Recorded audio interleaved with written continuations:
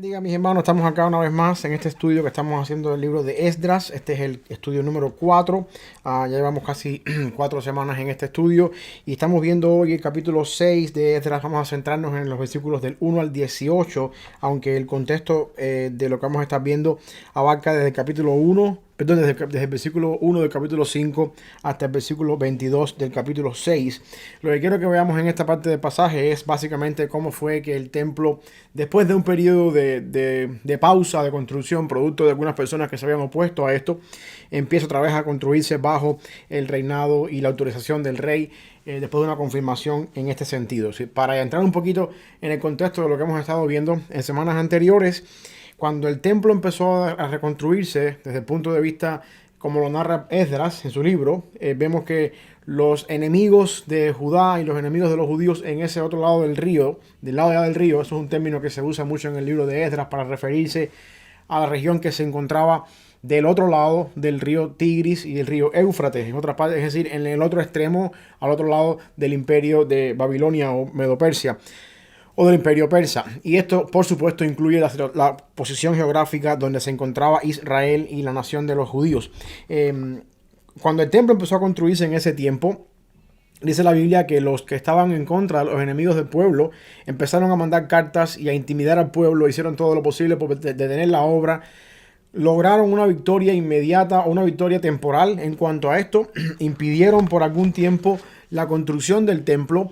Y esto hizo que se parara o se detuviera por un tiempo la construcción del templo. Luego, según nos dice el capítulo 5, bajo la profecía de Esdras y la profecía de Nehemías, entonces bajo la profecía de Esdras, perdón, y de Zacarías, el templo comenzó otra vez a construirse.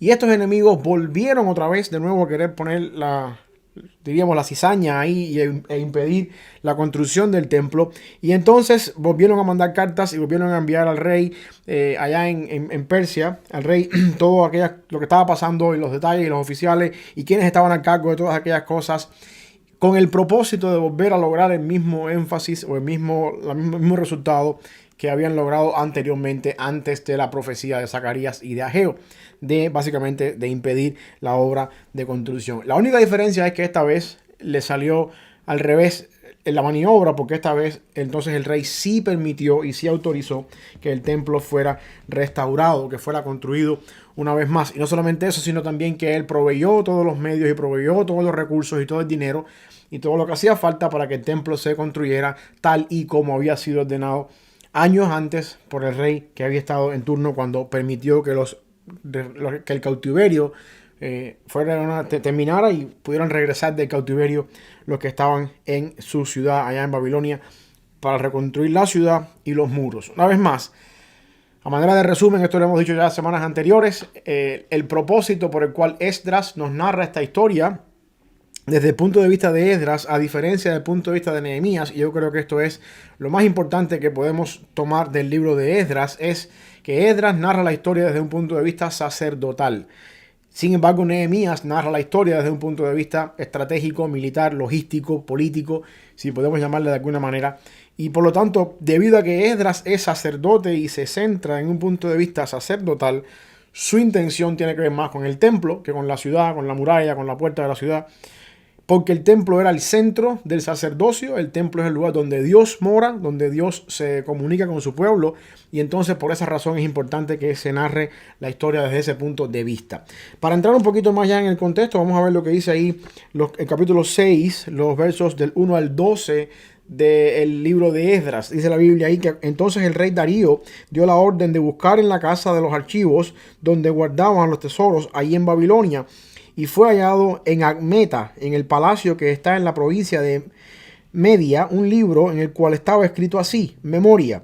En el año primero del rey Ciro, el mismo rey Ciro dio orden acerca de la casa de Dios, la cual estaba en Jerusalén, para que fuese la casa reedificada como lugar para ofrecer sacrificios, y que sus paredes fuesen firmes, su altura de 60 codos y de 60 codos su anchura, y 3 hileras de piedras grandes y una de madera nueva, y que el gasto sea pagado por el tesoro del rey, y también los utensilios de oro y de plata de la casa de Dios, los cuales Nabucodonosor sacó del templo, que estaba en Jerusalén y los pasó a Babilonia sean devueltos y vayan a su lugar al templo que está en Jerusalén y sean puestos en la casa de Dios. Ahora pues, Tatnai, gobernador del otro lado del río, Setar-Bosnai y vuestros compañeros los gobernadores que estáis al otro lado del río, alejados de allí, dejad que se haga la obra de esa casa de Dios, que el gobernador de los judíos y sus ancianos reedifiquen esa casa de Dios en su lugar.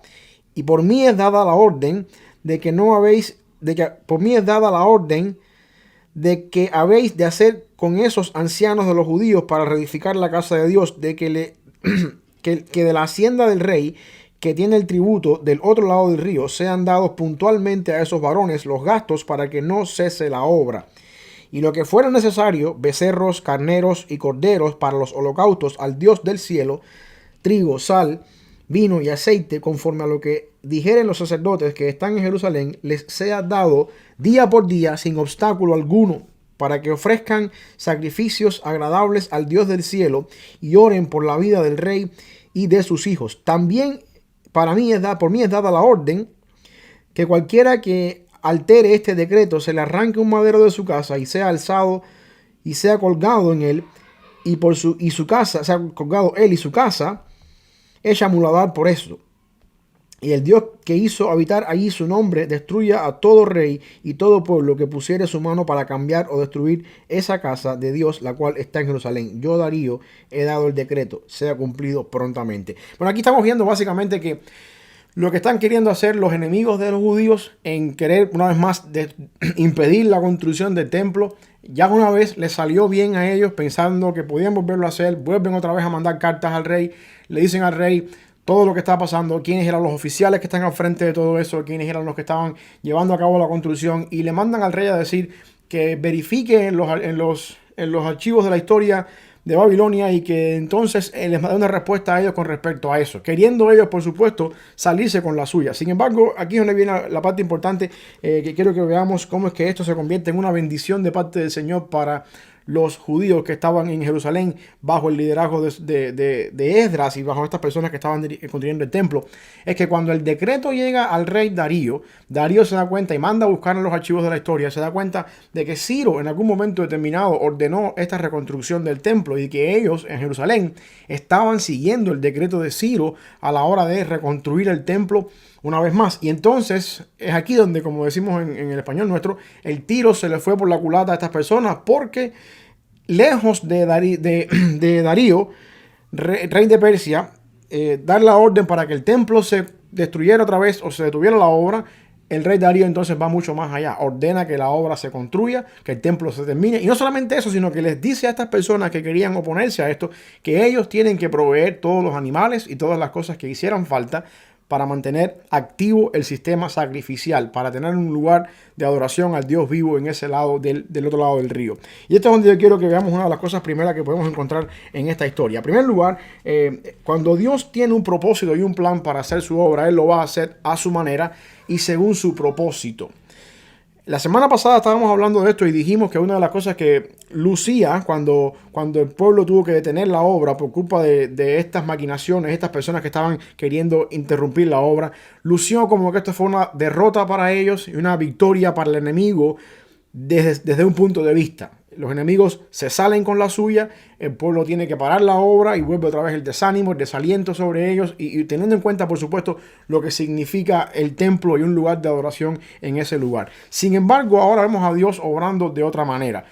Pasan unos años, pasa un tiempo, Zacarías y Ageo hacen su profecía de que es hora de reconstruir el templo, empiezan a reconstruir el templo otra vez, los enemigos vuelven otra vez.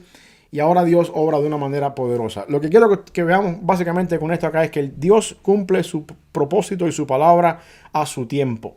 El tiempo de Dios no es necesariamente nuestro tiempo. Esto no quiere decir que cuando empezaron a construir el templo no era el tiempo de Dios. Esto quiere decir de que Dios pone las cosas y las piezas del rompecabezas de nuestra vida a su tiempo en orden.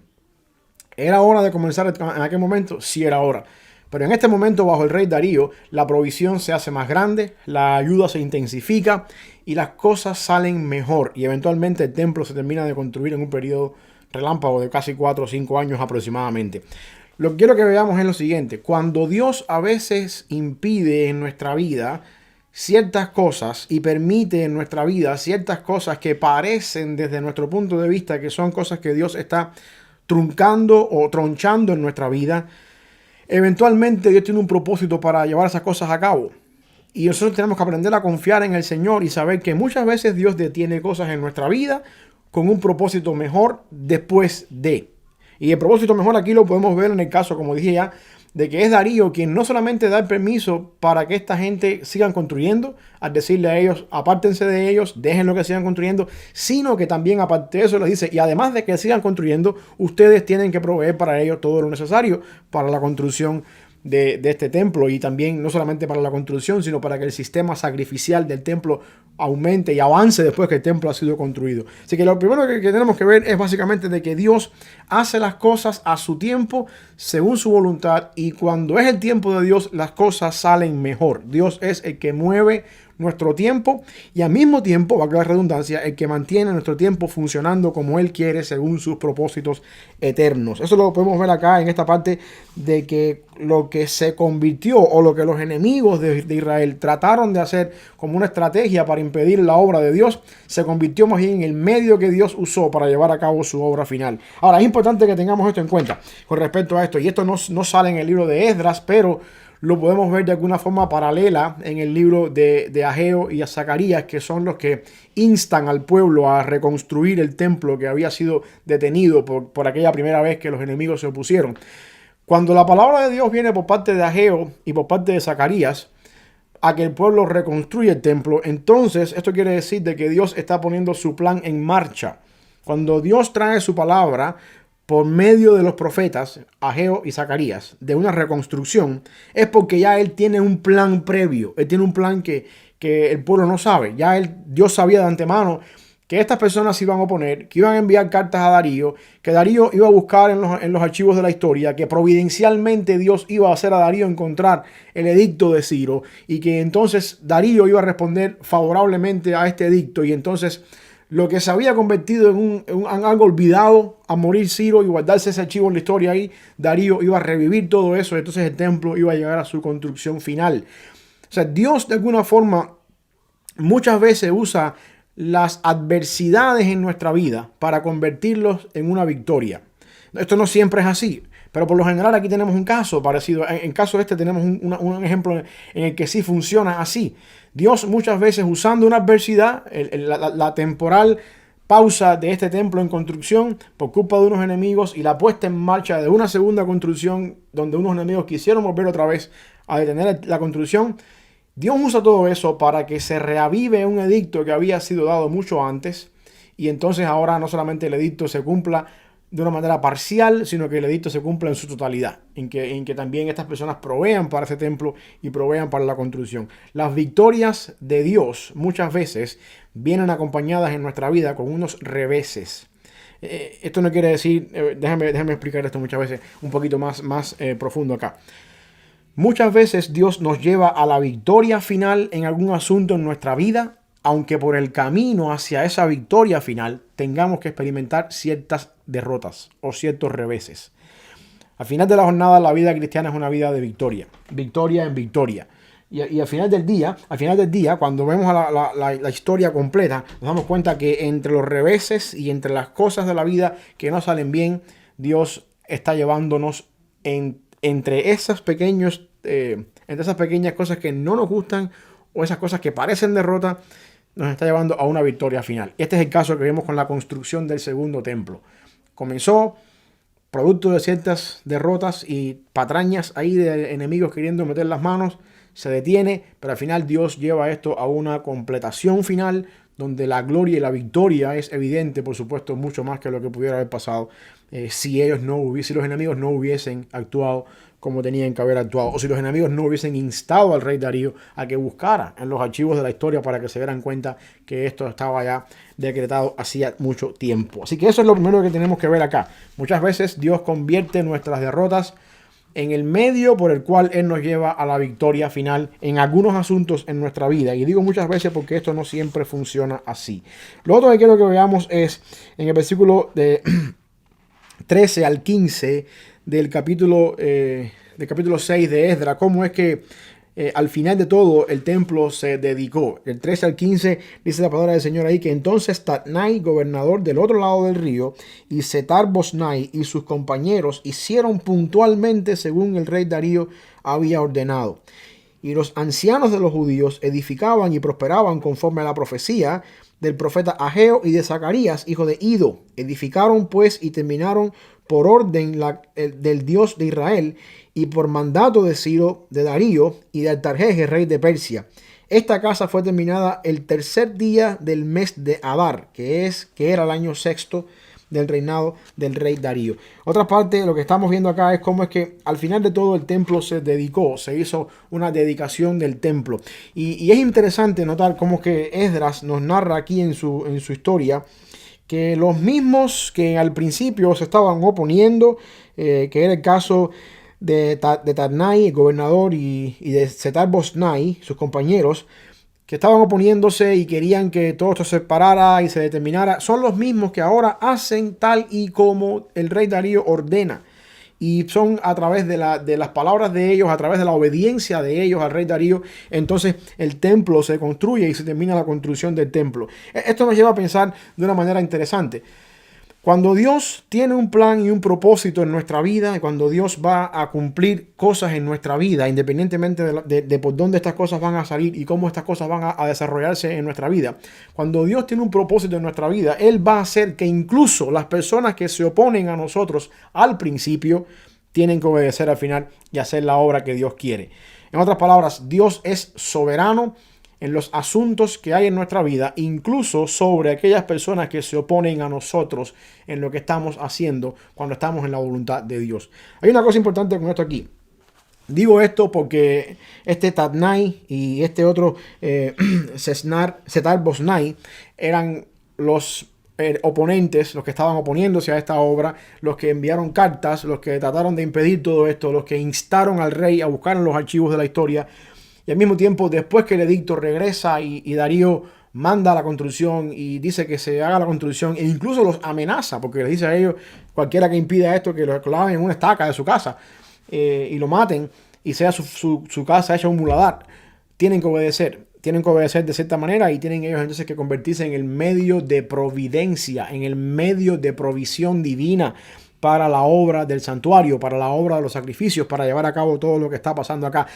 Lo que quiero que veamos en este pasaje es la ironía del Señor. El Señor usa a veces incluso a nuestros enemigos de forma irónica para llevar a cabo sus propósitos. Aquellos que estaban oponiéndose al principio y que estaban enviando cartas y revolviendo todo el asunto para que se detuviera la obra, son los mismos que ahora tienen que proveer de su propia ganancia, de su propio dinero, para la continuación y eventualmente para la obra que Dios está llevando a cabo en este espacio. Y esto es irónico, y nos da un principio. Cuando nosotros sabemos, y esto es importante que lo tengamos en cuenta, cuando nosotros sabemos que estamos en el centro de la voluntad de Dios, en el centro de la obediencia de lo que Dios quiere para nuestra vida, haciendo lo que Dios nos ha llamado a hacer y conscientemente, valga la redundancia, de que lo que estamos haciendo es lo que Dios quiere que hagamos, Dios se va a encargar en nuestra fidelidad, mientras seguimos siendo fieles al Señor, Dios se va a encargar de virar las mesas y virar las circunstancias de tal manera que aquellas personas que en un principio se estaban oponiendo a nosotros se van a convertir en el medio que Dios va a usar para que podamos llevar a cabo su propia plan, su palabra, aquello que Él nos ha llamado a hacer. Esto es lo que vemos aquí en este sentido. El templo se construyó, se terminó de construir. El templo llegó a su final construcción bajo la provisión de Tatnai y también bajo la provisión de Setar Bosnai. Aquí, como dicen en este versículo 13. Y no solamente la construcción del templo, sino que después el mantenimiento de los sacrificios. Ellos tuvieron que proveer todas las herramientas, ellos tuvieron que proveer todos los animales y todas aquellas cosas para llevar a cabo los sacrificios y para llevar a cabo la manutención del templo como tal. Ahora, esto no es una promesa en el sentido de que así porque le fue a ellos, así también va a ser conmigo y cada vez que Dios va a hacer cosas en mi vida, las cosas funcionan así. Yo lo que quiero que veamos acá es un principio bíblico que podemos encontrar aquí. que no siempre se convierte en una promesa, sino que Dios obra de maneras en las que nosotros a veces no podemos entender y no nos podemos explicar. Cuando nosotros estamos haciendo la voluntad del Señor, y más que todas las cosas cuando Dios hace cumplir su palabra, porque al final del día no importa tanto nuestra voluntad, tampoco importa tanto nuestra obediencia, tampoco importa tanto lo que queremos hacer. Lo que en realidad importa es la palabra del Señor que se está cumpliendo siempre. Dios hizo cumplir su palabra en decir desde un principio que el pueblo va a regresar del cautiverio en algún momento muy determinado de la historia, después de 70 años, que el pueblo va a reconstruir su templo, va a reconstruir su ciudad, va a reconstruir el sistema de sacrificios y levantar todo aquello que por culpa del pecado habían perdido.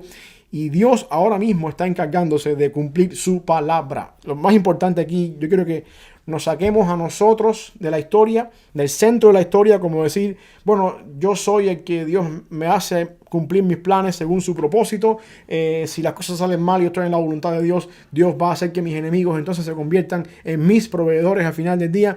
Si nosotros pensamos como que nosotros somos el centro de la historia, ya agarramos la historia desde un punto de vista un poco egoísta. Ya agarramos la historia por el mal camino. La historia de lo que está pasando acá con esto, con Esdras, con los constructores del templo, con los sacrificios, con estas personas, no se trata tanto de ellos como de la veracidad de la palabra del Señor. Dios está haciendo cumplir su palabra y lo está haciendo incluso por los judíos que están reconstruyendo el templo, cosa que él ya había mandado. E incluso por aquellos que están oponiéndose a la construcción, Dios también está obrando en ellos su palabra al hacerlos también a ellos partícipes de esto y al hacer que en su oposición Dios lleve a cabo sus planes de una manera mejor. Lo otro que quiero que veamos también está en el versículo 16 al versículo 18 del capítulo 6 y es lo que vemos como esto termina con una fiesta impresionante. Versículo 16 al 18 dice así: entonces los hijos de Israel, los sacerdotes, los levitas y los demás que habían venido de la esclavitud o de la cautividad, hicieron la dedicación de esta casa de Dios con gozo y ofrecieron en la dedicación de esta casa de Dios 100 becerros, 200 carneros y 400 corderos y 12 machos cabríos en expiación por todo Israel conforme al número de las tribus de Israel. Y pusieron a los sacerdotes en sus turnos y a los levitas en sus clases para el servicio de Dios en Jerusalén conforme a los estatutos o a lo escrito en el libro de Moisés. En otras palabras, la fiesta de la dedicación se llevó a cabo con sacrificios, con la forma en la que se usaba antiguamente en el tiempo bíblico la dedicación de un lugar. Sacrificios con una fiesta grande, sacrificios una vez más provistos por estas personas que en un principio estaban oponiéndose. Y esto fue un tiempo de celebración. Después de más de 70 años, por primera vez tienen un lugar, un templo, el lugar donde Dios habita en medio de ellos. Consagraron el templo y automáticamente instalaron el sistema sacrificial y el sistema sacerdotal. Las personas estaban cumpliendo sus sacrificios por turno, los sacerdotes estaban sirviendo por el turno establecido. De alguna manera esto quiere decir que se volvió a poner en marcha la relación de pacto entre Dios y su pueblo. ¿Entiendan un poquito esto? Cuando Dios saca al pueblo de Egipto y lo lleva al desierto, en Éxodo capítulo 19, Dios le da al pueblo la ley y les da al pueblo, a Moisés en este caso en la montaña, una imagen de cómo tendría que lucir el tabernáculo. Y después que le da el tabernáculo, les da a ellos también una lista de sacrificios, un sistema sacrificial completo donde había que hacer ofrendas por el pecado, ofrendas de expiación, todo esto con el propósito de mantener pura la comunión entre Dios y el pueblo. El sistema sacrificial no es más que la manera para demostrar cómo es que el pueblo pecador se va a comunicar con un Dios que es extremadamente santo, que habita en medio de ellos a través de un templo, en este caso un tabernáculo. Luego después, cuando Salomón construye el templo, el mismo principio se aplica entonces ahora a Jerusalén, a ese lugar donde Dios había establecido el templo. Por culpa del pecado de la nación, el templo es destruido en el año 586-87 con el cautiverio babilónico. Se acabó para siempre el sistema sacrificial por 70 años. Dios había exterminado a la nación completamente, solamente había dejado un pequeño remanente que se fue cautivo a Babilonia. En Babilonia el pueblo vivió alejado de Dios, sin una comunión con Dios. Salmo 137 es un pasaje que nos explica esto, cómo es que el pueblo lloraba cuando les pedían que cantaran los cánticos de Sión en tierra extraña. Y ellos estaban anhelando con gozo volver a tener esa comunión con Dios. Después de 70 años regresan bajo el edicto de Ciro, el rey de Persia, empiezan la construcción del templo, se detiene por un tiempo producto de los enemigos, después automáticamente vuelve otra vez a comenzar bajo la profecía de Zacarías y de Ageo. Los enemigos vuelven otra vez. Ahora Dios es el que lleva a cabo este proceso de permitir que los enemigos sean incluso el medio de provisión para el templo. El templo se termina, se construye todo.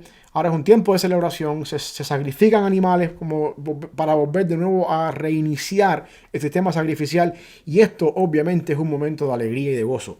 Porque esto es el momento donde por más de 70 años, casi un siglo, no había habido comunión con Dios. Y por primera vez, después de casi un siglo, tenemos un lugar para comunicarnos con Dios. Tenemos otra vez el medio, los medios y los recursos para volver a entrar a la presencia de Dios a través de sacrificios como había sucedido antes. Y esto yo creo que por supuesto es un motivo de gozo y de celebración. Nosotros hoy en día, estando en la acá de la historia, estamos conscientes de que nuestro cuerpo es el templo del Espíritu Santo, donde nosotros ofrecemos todos los días sacrificios por la forma en la que nos alejamos del pecado, por la manera en la que vivimos en santidad siempre delante del Señor, por la forma en la que todos los días buscamos la oportunidad de acercarnos cada vez más al Señor en adoración y en buscando siempre la voluntad del Señor. Sin embargo, cada vez que hacemos cosas que desagradan al Señor, de alguna manera profanamos también ese cuerpo, profanamos también eso que Dios tiene delante de nosotros. Lo que yo quiero que tengamos en cuenta acá es lo siguiente. Nosotros estamos en una ventaja sobre este pueblo que regresó del cautiverio, sobre este pueblo que construyó un templo, porque nuestro templo es nuestro propio cuerpo y nuestra adoración se lleva a cabo dentro del cuerpo nuestro por la obra del Espíritu Santo con el Señor. Quiere decir entonces que de cierta manera nosotros estamos en una mejor perspectiva. Cada día es un día de fiesta. Cada día tenemos la oportunidad nosotros de festejar. Asimismo como el pueblo pudo festejar con Esdras la reconstrucción de un templo y la reinstalación de un sistema sacrificial que había sido puesto en pausa por años, nosotros tenemos la oportunidad de hacer esto cada día. Cada día en nuestra propia relación con Dios tenemos la oportunidad, la ventaja, la bendición de comunicarnos con Dios cara a cara, de ver su rostro cara a cara, de, como dice el autor de Hebreos, de ofrecerle siempre a Dios sacrificio de alabanza por medio de Él, frutos de labios que confiesen su nombre. Esto es una bendición que tenemos del lado acá de la gloria, del lado acá de la cruz, y que muchas veces no damos valor a esto, que muchas veces no le damos la importancia que esto requiere. Y a veces nos cuesta trabajo entender estas cosas. Por lo tanto, quiera Dios que podamos entender entonces la importancia de este pasaje, de cómo fue que de alguna manera Dios hizo cumplir su palabra, Dios hizo que su palabra se llevara a cabo como Él había prometido mucho antes, como Él también después prometió con Zacarías y con Ageo, y cómo es que Dios usó a estas personas para llevar a cabo todo esto. Así que 3 cositas importantes a manera de resumen, ya resumiendo un poco lo que hemos visto en el día de hoy en el capítulo 6 de Esdras. En primer lugar, muchas veces cuando Dios hace cosas en nuestra vida que parecen derrotas es porque tiene un propósito mejor que después, al final del día, si no hubiera sido por esa derrota, hubiera sido peor. En otras palabras, Dios se encarga de convertir lo que parece una derrota en nuestra vida en una victoria mejor después para su gloria. En el caso de lo que pudimos ver acá hoy, cuando estas personas quisieron oponerse a la obra del Señor, sin embargo, Dios hizo algo mucho más grande todavía. La otra cosa que tenemos que tener en cuenta acá es que el pueblo de Israel, al final de todo esto, celebró otra vez la dedicación del templo y dando gracias a Dios porque la comunión con Dios se había restablecido. Nosotros tenemos siempre con Dios esta comunión presente debido a que Dios de alguna manera vive en nosotros por la obra del Espíritu Santo y tenemos la oportunidad de todos los días celebrar al Señor siempre estas cosas. Y también lo más importante que quiero que veamos acá es que nosotros no tenemos todos los días que hacer ciertos sacrificios animales y ciertas cosas para llevar a cabo este tipo de cosas. Dios se encarga de obrar en nosotros todas estas cosas y podemos de alguna forma también agradarle al Señor, alabar al Señor y tener una comunión con Dios estrecha. Así que la otra cosa que vimos, una es esa, una es la importancia de que Dios convierte nuestras victorias o nuestras derrotas en victorias, de que Dios se encarga muchas veces de volver lo que parece malo en algo que es bueno.